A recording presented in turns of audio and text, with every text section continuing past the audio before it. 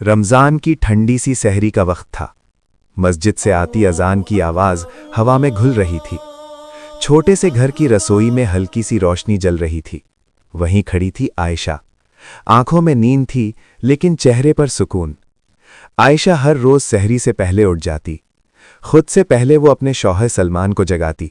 धीरे से कहती, उठिए, रोज़ा रखने का वक्त हो गया है। सलमान एक प्राइवेट कंपनी में काम करता था। तनख्वाह कम, जिम्मेदारियां ज्यादा। कभी कभी थकान और परेशानियां उसके लहजे में कड़वाहट ले आती। उस दिन भी उसने नींद में ही कहा, आज बहुत थकान है आयशा, बस चाय दे दो। आयशा ने कोई शिकायत नहीं की। चुपचाप चाय बनाई, थोड़ा सा बचा हुआ पराठा गरम किया और दिल में कहा, या अल्लाह, इसे आसान कर दे। खुद उसने बस 2 खजूर और पानी से सहर की, क्योंकि घर का राशन सीमित था। दिन चढ़ा, गर्मी तेज थी।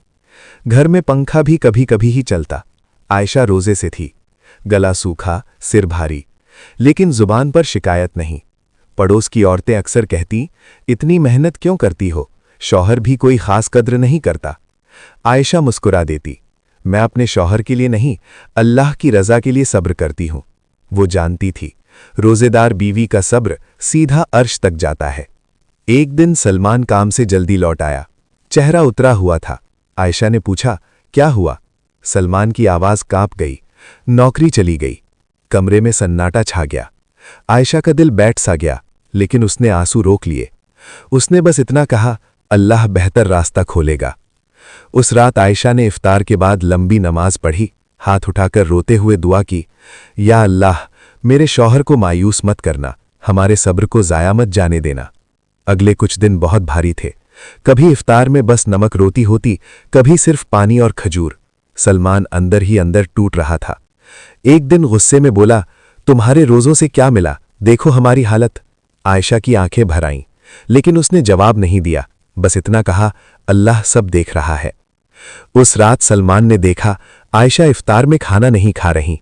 तुम क्यों नहीं खा रही? उसने पूछा। आयशा ने धीरे से कहा, आपने कम खाया है, मेरा रोज़ा तो सब्र से भी खुल जाता है। सलमान का सिर झुक गया। उसे पहली बार एहसास हुआ, ये औरत कितनी मजबूत है। रमज़ान का आखिरी अशरा था। एक दिन अचानक सलमान के फोन पर कॉल आई, पुरानी जान पहचान वाले से। एक जगह नौकरी है, तुम्हें याद किया।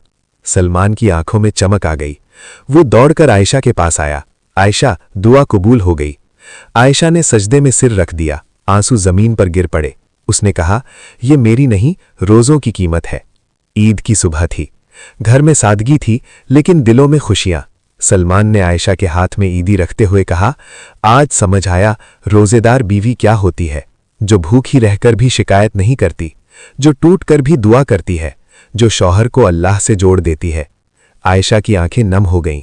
उसने कहा, बस मुझे इतना चाहिए कि आप अल्लाह से जुड़े रहें।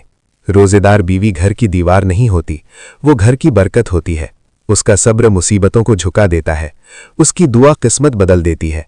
अल्लाह हमें सब्र करने वाला और रोजे रखने वाला बना दे। आमीन जरूर लिखना।